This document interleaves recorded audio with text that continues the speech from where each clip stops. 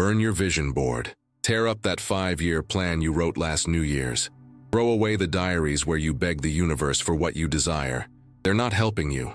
They're keeping you weak. They're keeping you a slave to a future that doesn't exist. You've been told that to succeed you need a goal, a perfect, bright destination on the horizon. But look at your life. Really look. Has pursuing that goal made you powerful or anxious? Has it given you control? Or has it turned you into a slave to an outcome you can't predict? Niccolo Machiavelli, the most misunderstood strategist in history, didn't have goals. He didn't trust hope. He didn't ask permission from the world. He had something colder, something sharper. He had a method. A goal is a wish disguised as a plan. A method is a siege. And if you're tired of wishing, if you're tired of climbing ladders only to realize they're leaning against the wrong wall, then you're ready for the truth. But be warned, this is not self-help. This is self-conquest. Most people live their entire lives in a state of becoming, always waiting for a promotion, a relationship, money, a perfect body. They live in the not yet. And because they live in the not yet, they are empty right now. They are fragile. An unexpected blow from life, a change in fortune, and they crumble. Why? Because their entire identity was tied to a goal they hadn't yet achieved. Machiavelli understood that the world is chaos. He called this fortune, the violent and unpredictable river of destiny. If you build your house on the banks of a river called goals, you will drown when the flood comes. And the flood always comes. What I'm going to teach you today is how to stop building on the riverbank and start becoming the river itself. I'm going to show you how to replace the fragile concept of goals with the unbreakable Machiavellian concept of positioning. When you master this, you will stop caring about success or failure. These words become irrelevant. You simply move forward. You become inevitable. It becomes an unstoppable force because it's no longer focused on a single point. It's expanding in all directions. But to do this, you need to kill the part of you that loves to dream. The part that gets a dopamine rush just from talking about what you're going to do. You need to silence the inner child that craves reward and awaken the strategist who demands power. The method is simple, but not easy. It requires you to look at your life not as a story, but as a battlefield. And on a battlefield, you don't have hope, you maneuver. Why do you set goals? Ask yourself deeply. Why do you write, "I want to earn $1 million," or "I want to be happy"? It's because you're feeling pain. You're dissatisfied with your present reality. So you create a fantastical future to escape it. A goal isn't a map. It's a painkiller. It numbs you to the fact that right now, you aren't who you want to be.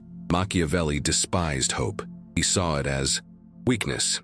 In The Prince, he implies that trusting time to solve your problems is the mark of a fool. He wrote that men often deceive themselves by painting a picture of the world as they wish it to be, instead of seeing it as it is. When you fixate on a goal, you develop tunnel vision. You stare so intently at the mountain peak that you don't see the precipice right in front of your feet. You become rigid, and in nature, rigid things break. Think about the last time you failed at an important goal. What happened? You crumbled. You felt useless. You felt like a fraud. Why? Because you staked all your self-esteem on an outcome you couldn't control. You surrendered your power to the future. Machiavelli suggests a different path. Virtue. This isn't virtue in the moral sense. It's not about being good. It's about being effective. It's about skill, power, adaptability, and ruthless competence. A Machiavellian doesn't say, "I want to be rich." That's a passive desire. A Machiavellian says, "I will acquire the skills of persuasion. I will master the flow of capital, and I will position myself where money needs to flow through me." Do you see the difference? The first is a desire. The second is a structural change in your reality. The one who sets goals relies on luck. I hope this works out. The strategist relies on necessity. When you erase your goals, you're not giving up. You're getting serious. You're looking at your life and asking, what are the leverage points? Where am I weak? Where am I bleeding energy? Who is in my way? This is the shift from dreamer to architect. The dreamer looks to the sky. The architect looks to the foundation. And right now, your foundation is cracking because you're too busy looking up. Stop looking at the horizon. Look at your feet. Look at your hands. What can you control right now? What system can you build today that makes the outcome inevitable? Machiavelli teaches us that the outcome is often out of our hands. Fortune turns its wheel. But preparation, strategy, that's yours. And if your strategy is perfect, even a bad outcome can't destroy it. You simply pivot, adapt, keep going. We live in a noisy age. Everyone broadcasts their moves. I'm starting a business.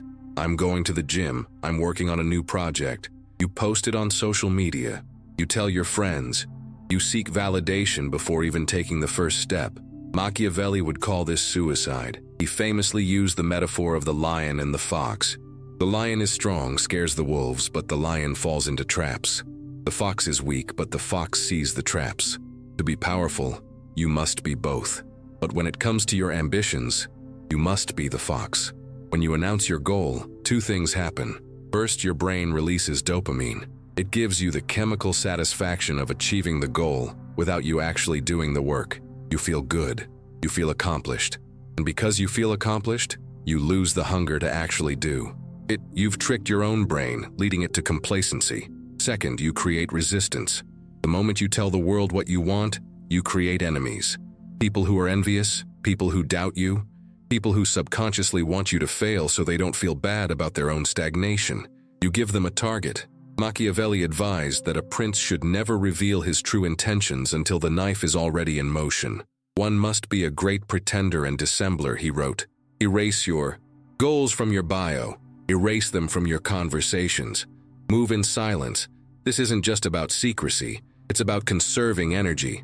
Talking leaks power. Doing generates power. Imagine you're building a bomb. Do you talk about the bomb? Do you show everyone the blueprints? No, you build it in the dark. You connect the wires with precision, and the only time the world knows about it is when it explodes. Be the bomb. Instead of a goal, have a secret agenda. A goal is external. I want to be promoted. A secret agenda is internal. I will become indispensable to decision makers, gather influence, and force their hand when the time is right. You feel the difference in weight? The goal is a plea. The agenda is conspiracy. When you operate with a secret agenda, you walk differently. You sit in meetings and you're not anxious to be seen. You're observing, calculating. You know something they don't know. You're playing a game they don't even know has started. This creates a magnetic aura. People sense when someone is hoarding power. It makes them nervous. It makes them respect you. This is where most people break down. You set a goal. You work hard. You sacrifice. And then life happens. You get sick. The market crashes. Your partner leaves you. The goal becomes impossible. The goal setter crumbles. They cry, it's not fair. They fall into depression. They feel the universe is against them. The Machiavellian laughs. He laughs because he knows that fortune, luck, destiny, chaos is a woman who loves to be dominated. She is wild. She is violent. She doesn't care about your plans. If you have a rigid goal, chaos is your enemy. If you have a Machiavellian system, chaos is fuel. Machiavelli wrote, I believe it is better to be impetuous than cautious. For fortune is a woman and is more easily won over by the impetuous than by those who proceed coldly. This means you must be aggressive with reality. When the plan fails, you don't stop. You attack the new problem. Erase the idea of plan A and plan B. There is only the objective and the terrain. The goal is power, freedom, control, resources. The terrain is what's happening right now. If the terrain changes, you don't complain that the map is wrong. You throw away the map and look at the ground. Let's say you lose your job. The goal setter. My goal of becoming vice president is ruined. I'm a failure. The strategist. The terrain has changed. Now I'm a free agent. My need has increased. I'm going to use this urgency to pivot into a higher leverage industry that I was too comfortable entering before. You see, the event is the same. The reaction is opposite. One is defeated by reality. The other uses reality. This is the concept of anti-fragility. You must position yourself to benefit from disorder. Don't build a glass castle, build a fire. The wind blows out a candle, but fuels a fire. When you have goals, you are a candle. You are terrified by the wind. When you have a method of power, you are the fire. You want the wind. You want the challenge. You crave chaos because you know it will only make you burn harder and consume more. Ask yourself now, if I lost everything tomorrow, would I know what to do? If the answer is no, you are too attached to your current stability. You are weak. You need to mentally rehearse the destruction of your life. Machiavelli spent years in exile. He was tortured, stripped of his titles. Did he give up? No. He sat in the mud and wrote, The Prince. He transformed his exile into the most influential political book in human history. We were told to love ourselves, to practice self-care, to be kind to our shortcomings. And while there is time for rest, there is no time for weakness. Machiavelli famously asked, Is it better to be loved or feared? His answer, it is better to be both, but if you have to choose, it is safer to be feared than loved. Apply this to yourself. Do you love yourself? Probably. You allow yourself to sleep late. You allow yourself to eat junk food. You allow yourself to skip work because you don't feel like it. That's love. And that love is making you mediocre. You need to fear yourself. You need to fear the part of you that is lazy. You need to fear the part of you that is complacent. You need to fear the version of you that wakes up 5 years from now with nothing to show for it. You must become your own tyrant. That sounds harsh. It is. But look at the results of kindness. Look where kindness has led society. Weak bodies, weak minds, fragile emotions. A Machiavellian ruler imposes order on chaos. You are the ruler of your own mind, but right now, your mind is in rebellion. Your impulses are in revolt. They crave cheap dopamine. They crave comfort. If you try to love them so they submit, they will laugh at you. You must crush the rebellion. Erase the weight loss goal. Install the mandate of physical sovereignty. A sovereign does not negotiate with terrorists, and your desires are terrorists. They are holding your potential hostage. When you develop this inner fear, this deep respect for your own standards, you stop needing external motivation. You don't need a YouTube video to pump you up. You don't need a motivational phrase. You have necessita. You do it because you must. Because the alternative is being a slave to your impulses. And here's the paradox. When you are ruthless with yourself, you become freer. Discipline is the only freedom. When you can command yourself to do the hard thing and actually do it, you feel a power that no goal can give you. You feel dangerous. You walk into a room and know, I can control myself, therefore I can control this room. Most people can't even control what they eat for breakfast. How can they expect to control a negotiation? How can they expect to control their destiny? Establish the law within yourself. Write your own constitution. I don't complain. I don't talk about plans. I execute them. I don't react to insults. I analyze them. Break the E. Law and punish yourself. Keep the law and reward yourself. So, if we erase goals, what replaces them? What does the Machiavellian method of power look like on a Tuesday morning? It boils down to 3 pillars: positioning, leverage, adaptability. Positioning. Stop asking what I want to achieve. Start asking where I should be. If you want to be rich, position yourself in the flow of money. Don't set a goal of earning 10,000. Go where the 10,000 is being exchanged. Learn the language of that place. Adopt the customs of that place. If you want to be strong, position yourself in environments of resistance. Success is not a race. It's a location. Move your body and mind to the location where success is the natural byproduct. Leverage. Goals are linear. 1 + 1 = 2. Leverage is exponential. 1 + 1 = 10. Machiavelli didn't try to fight every battle alone. He used alliances. He used armies of other people. Look at your life. Are you doing everything with brute force? How can you use technology? How can you use other people's time? How can you use other people's money? The strategist asks, how can I get the maximum result with the minimum effort required?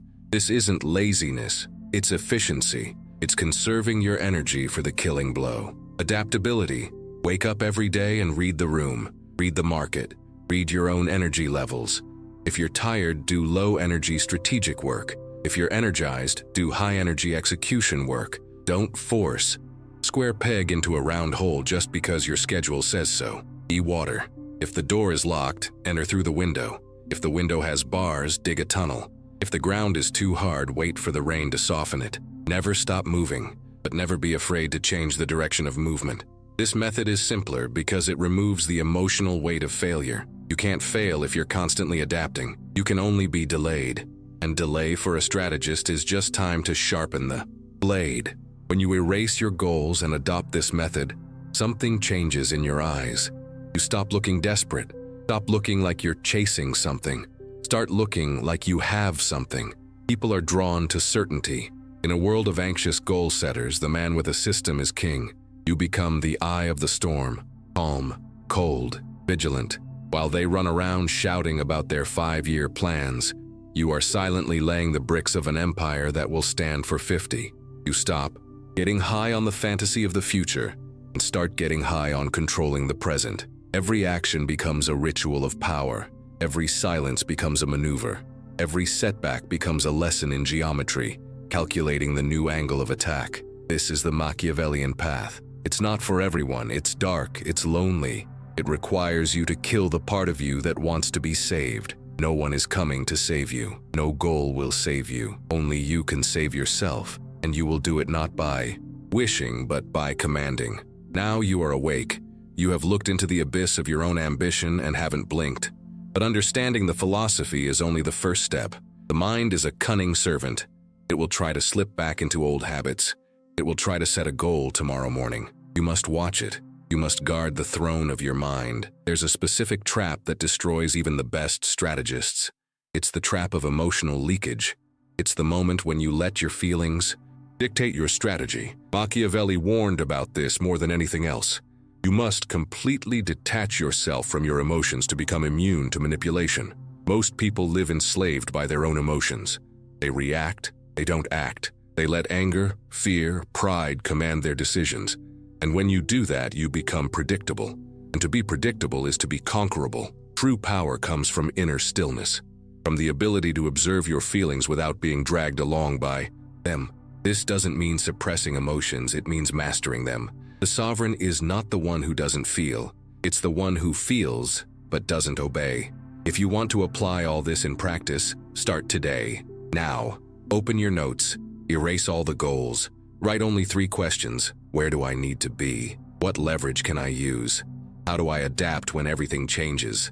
Answer these questions every day. Review them every week, and observe how your life ceases to be an emotional roller coaster of triumphs and failures and becomes a constant march towards absolute power. And if this content resonated with you, if something within you recognized the truth in these words, then leave your like, comment below, even anonymously, what this philosophy awakened in you, and subscribe to the channel, because we are only beginning to descend into this pit of Machiavellian knowledge.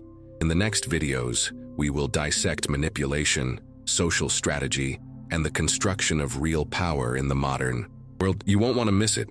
The game has already begun. The only question is, are you playing or being played?